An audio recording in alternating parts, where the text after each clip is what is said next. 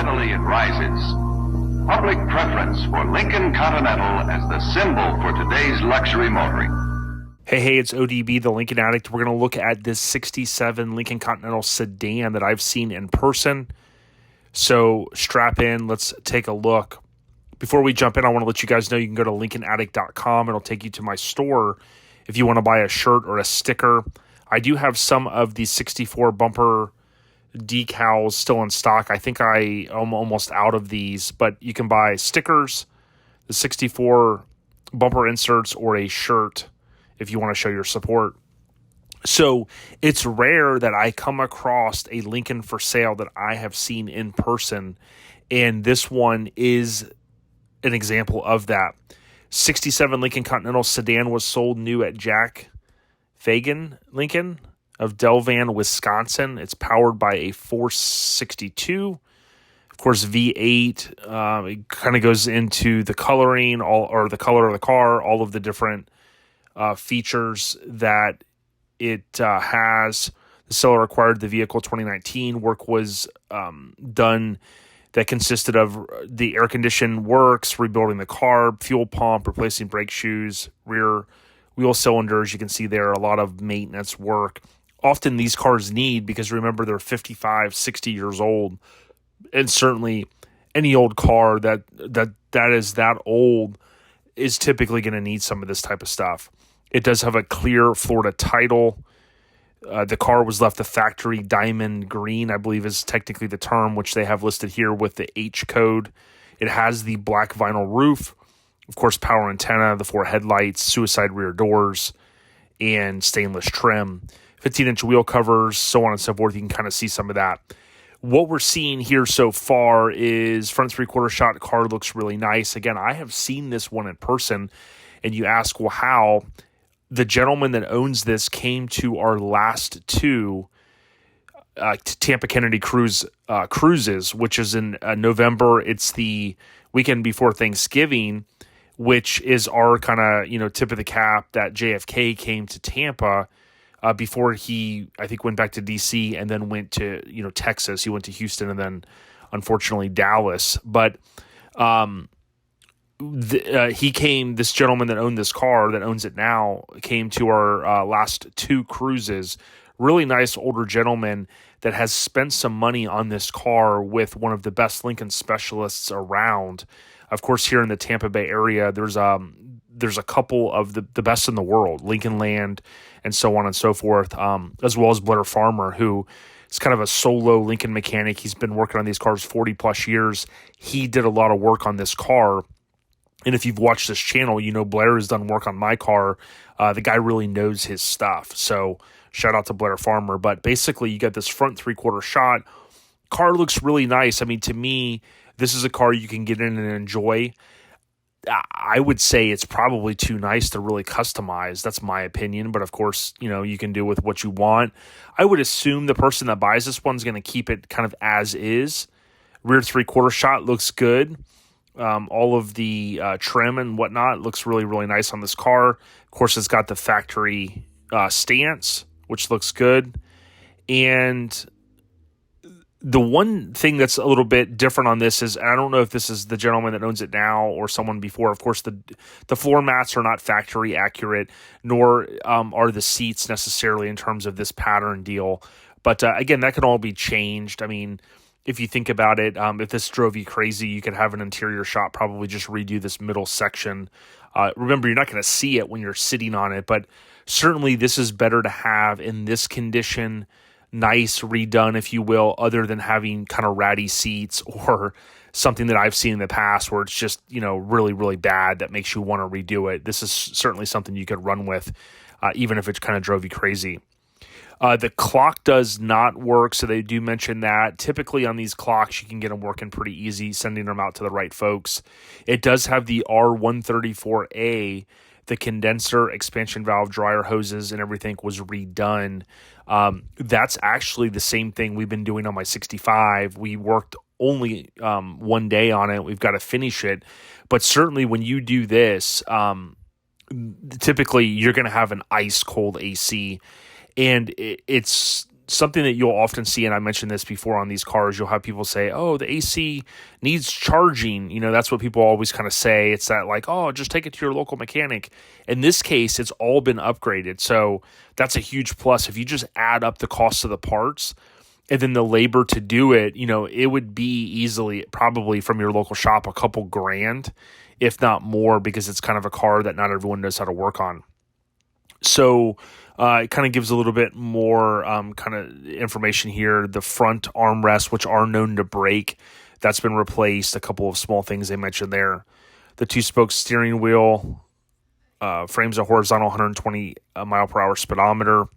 The mechanical odometer shows 29K. 4,000 miles were added under the current owner. I do believe this is a low mile car. I don't know that I've heard that this is 29,000 original. The gas pedal looks really good. It wouldn't surprise me, but I'm not 100% sure on that. I mean, under 30K is very tough to find. We know our friend John Lyman, who we just had on Lincoln Addict podcast, talking about parts scammers. He has a couple of low mile cars, 64. I think they're both under or at 30,000 miles, which is crazy, but it's not unheard of, certainly. Here you can see the 462, which again they used for 2.5 years, 66, 67, and let's say partway, call it halfway through 68 until they ran out of those. The motors are actually very, very strong. They'll last probably forever. So to me, you're never going to have an issue there. But, having someone that's already went through and spent several thousand, if not more dollars in doing all of this is certainly a huge plus, especially if you're looking to maybe get into one of these cars. Maybe you want to start like I did with a sedan, get your feet wet. This one obviously has a lot of stuff already done. And then maybe you want to keep a sedan. Maybe you want to go to a convertible down the road. That's obviously a whole nother thing you jump into. So, those are a few, points to kind of, to call out there. They talk about some of the other work that was done, including replacing the alternator, the fuel pressure regulator, exhaust manifolds, head gaskets. Again, all of this stuff takes time and money, and you will often see people have these old Lincolns and they don't have anybody that can help them, or they don't want to learn, or they don't care about these old cars, and they'll pull the engines and they'll put a modern engine in. When you have someone that's done the engine mounts, the freeze plugs, all of that stuff, the head gaskets, the manifold gaskets, exhaust and all that. I mean, literally, if you were to call Lincoln Land or Blair Farmer and say, hey, I've got a Lincoln and I want to do all of this, you're going to be amazed at how quickly it adds up. 1, for the parts, and then 2, for the labor. This stuff, it's not like a 350 Chevy. You can't just pop the hood and do some of this stuff. Unless you're a do-it-yourself type person, but there's not that many people I know that enjoy working on these cars. So we can see here, it says, have consisted of replacing the pan gasket, which again is going to help keep the leaks away, the tail shaft seal, the dipstick O-ring. So a lot of good detail there. Here they break down, which is one reason why I love Bring a Trailer. They'll break down the numbers here, and basically, so I don't have to do it or try to memorize this stuff, you basically have number 41, which was the DSO for the Chicago Ordering District. So Destination Sales Office technically is what that stands for. And I know you're thinking, hey, at the beginning you read Wisconsin, and certainly you got to remember the DSOs, or those destination sales offices, they only had X amount of those around the country. So like in California, LA was a huge area. So that would be like the destination sales, even if it was probably going to go several hundred miles away, it was a DSO for Los Angeles. Here is very similar. So basically, even though it was Wisconsin, Chicago was the main distribution, if you will, kind of there, is the way I see it, right? Here you're going to see that the gentleman has some of the collateral and different things that come with it. This is always cool. If you ever watch Dennis Collins on his YouTube channel, he's a big car guy, rescues cars, as he says it all the time, and he loves having this paperwork. I do as well. I have some for my 64. I have a lot more for my 65, and it's certainly pretty cool. I'm going to go through these photos here, and what we see is, again, the paint looks really nice on this thing. Better, I would say, at least looking at it here, better than driver quality. And what I mean driver quality is, you can have a car like my 64, it's more patina. It's driver quality. This thing looks pretty good. You'll see here the automatic headlight dimmer, I believe in 66 was placed up here. That's what that little thing is. You don't always see this because it was an option. From my understanding, it still was an option. So again, you won't see that. So just wanted to kind of point that out. You can see here it looks good. I don't know if they mentioned the leaf springs and stuff like that, but I think some of the suspension was also done. And again, as I've said in the past, that if you get one of these cars and it rides nice and it's on the original springs, maybe 30-year-old shocks, leaf springs and stuff like that, and you refresh it, because there are companies, you can get some of the stuff, the coil springs and stuff. Sometimes the leafs are a little bit tougher, but you can replace that stuff, and these cars will ride like unbelievable. So, that's something to always keep in mind. Rear 3/4 shot looks really nice. Bumper looks great. You can see right here, you've got the little piece that you pick up to put your key, the keyhole cover, right? So you're able to, these get pretty expensive. So it's good that it has that. What we're seeing here is it looks really nice. I'm a huge fan of 66, 67. They're starting to come around. I think people are starting to appreciate them more. They did change in the body style, but I've always liked this little body line right here that runs all the way down it, and it kind of jumps up right here to follow like how the peak molding goes up. I've always liked this front end too, coming from the custom truck world, back in the 90s, early 2000s, and still even now, billet grills are awesome with the aluminum grills. Like, this always kind of reminded me kind of that, right? You got the bars that kind of go across and whatnot. Remember, 66 and 67 are slightly different in the bar count. I always want to say 11 and 13, but I can never remember which is which. But what you're seeing here kind of in the wheel well, this is all standard stuff here. I do believe they have some photos underneath the car, but kind of this normal discoloration here in the wheel wells. You could always get in there and detail that if you really wanted. There's all kinds of undercoating products and cleaners and stuff. Some good close-up shots here. You can see a couple of little dents and things like that and dings. That's going to be something that you're typically going to see in one of these. I know my 67 had some dents and dings in this. You could always have this, you could take it off and have it all the stuff pulled out, but I don't think it's necessary. I think on this car it kind of just goes fine with the look and feel of the car. Now, although I've met this gentleman a couple times and he's come to our cruise, I'm not, this isn't like a sponsored thing or anything like that. I'm just giving you my real opinion on it. You can see this right here, 66, they went to, these are pot metal. So typically these will be really, to use the word roached, they'll be really roached out. And, these look actually really good. And I say that because on my 67, although my car had no rust, had the typical little bit of rust in the floor pan. That was it. From kind of, boots and shoes and stuff, probably holding water over the course of time. But my 67 had probably the worst set of these little pieces here that I've ever seen in my life. They were to the point that basically they were like throwaways, like you couldn't even replace them. Again, they're pot metal, so not everybody chromes pot metal, but these look really, really, really nice. You can see there the spacing and whatnot between. There is this little flat piece here that I believe Steel Rubber makes.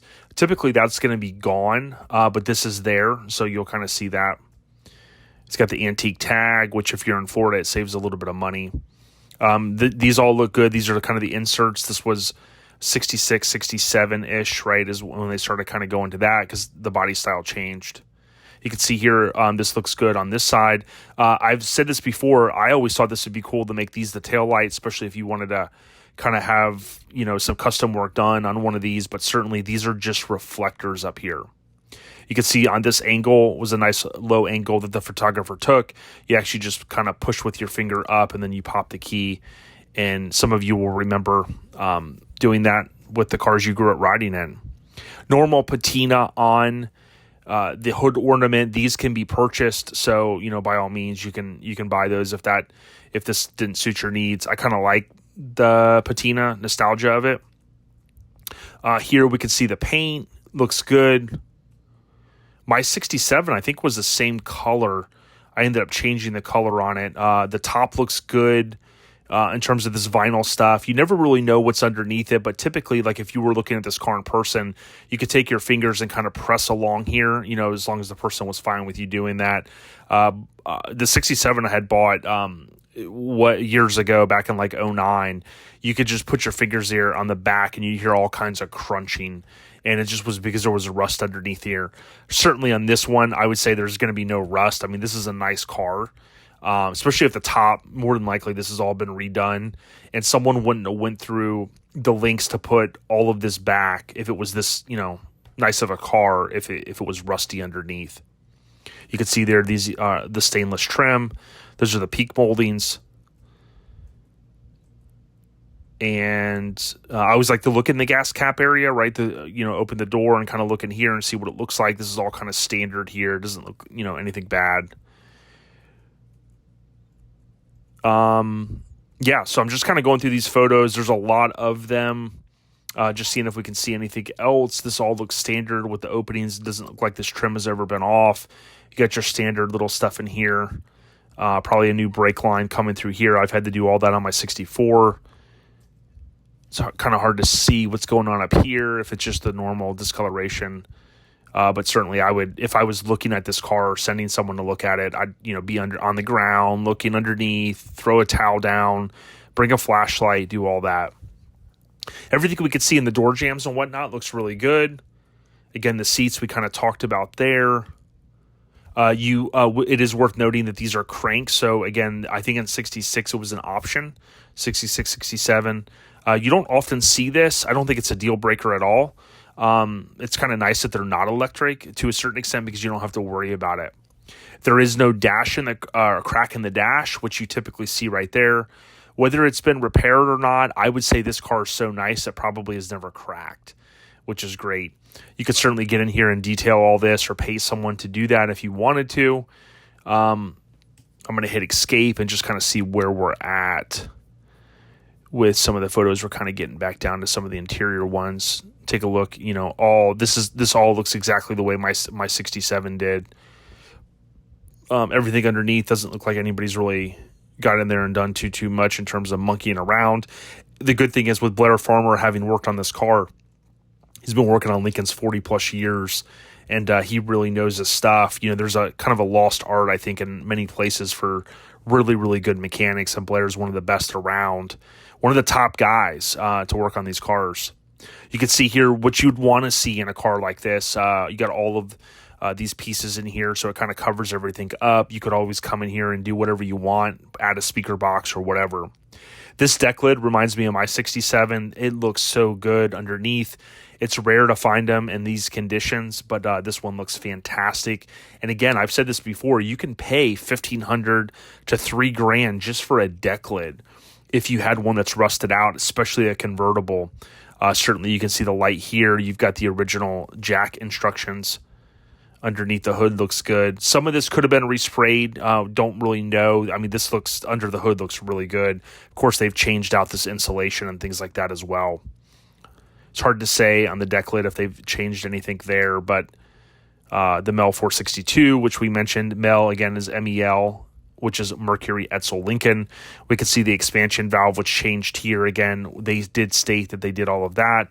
And we can see that it does have the dual reservoir, which is key, as I've said, because the single reservoir, you could run into issues. I mean, this car, if he's driven it, as far as I understand that he has, state to state, and he's put 4,000 miles on it, that's pretty awesome. This is all standard underneath, they're all going to look, typically they're going to look a lot worse. It does look like the upper bushings were done. So these here, there's 1, 2 on top, 2 on the bottom. There's basically 4. So there's 2 here that look like this, and then there's 2 on the other side. The ones on the bottom you don't typically have to do, but these guys up here, looks like that those were done as well. This discoloration up here, and kind of, I wouldn't call this rust, this is just the surface rust. You could always get in here with a wire brush and clean all this stuff off. spend like a weekend and shoot this with black paint if you really wanted to. But this certainly isn't anything to be alarmed about. This looks a little bit thicker. This is a pretty solid piece right here. You could, again, I would willing to venture you could get in here and again hit that with a wire brush if you really wanted to clean it up and make it look even nicer. But, a car like this, you don't have to, for this car being up in Wisconsin or Chicago area to look this great, it means someone babied it or it didn't spend much time up there. On the bottom, this is, of course, the rear. You can see this is typical for these lower bumpers. I had the same thing. It was a lot worse on my 67. You can get in here with different polishes and stuff, and a lot of this will come right off. There's some at-home remedies, but again, that's if you wanted to get kind of crazy and really, get to detailing on something like this. We can see here, this is the normal undercoating from the factory, it looks like. You will tend to see little pieces chunk like this. And you can see underneath it, this is the factory color in terms of undercoating. So certainly that's showing that it's not hiding anything. These leaves look like they were replaced, but all of this is kind of standard. Some of this might have been undercoating, but it's good if it was on there, if it was aftermarket, because it helps keep the nastiness out. I know my 64 had a lot of that stuff, and it kind of eventually came off when I got it down to Florida, but it did help protect it over the course of time. So what I would say is if you're looking for a car to throw you, the missus, maybe the kids, whoever, significant other in the car and just cruise, this is a car that definitely has a lot of work put into it already. You're going to get mechanically sound, ice cold AC, a cruiser. You could probably get in this car and drive it from Florida to California. I mean, me knowing the guy and having met him a couple times, I would do it. What you're not going to get is obviously if you're looking for a convertible or you're looking for an earlier year Lincoln for whatever reason, because it's a look, or maybe you're a parent or grandparent had one, you're not going to get that with this car, but you are going to get a really, really nice car that will probably appreciate depending on what the price is, the final hammer. But this car will probably appreciate. And certainly if it was me buying this, I would copy and paste a lot of the information and save it, because like I've said, I would rather buy a car like this that's mechanically solid that you could drive state to state versus buying a basket case, and I've done this before, that takes you 5-6 years to get through depending on your budget. And then by the time you get to that point, you're at wit's end, So again, this is a great option for a lot of people. I do think this hood ornament, I think someone could just take their hand and move it a little bit and it would be perfectly straight. I don't know. It doesn't look straight to me there. But again, that's just very minor stuff. I wish the seller all the luck. I wish the buyer plenty of roads ahead with cruising this one once you get it. Stay on the rise. Don't forget to check out LincolnAddict.com. You can find ways to listen, how to listen to the podcast, including on your Apple device. You click this link, it'll take you right to Apple Podcasts. You can go to Podbean and download that on Android. And certainly you can pick up a shirt or sticker. I appreciate all the support. Like I said, stay on the rise. We out of here.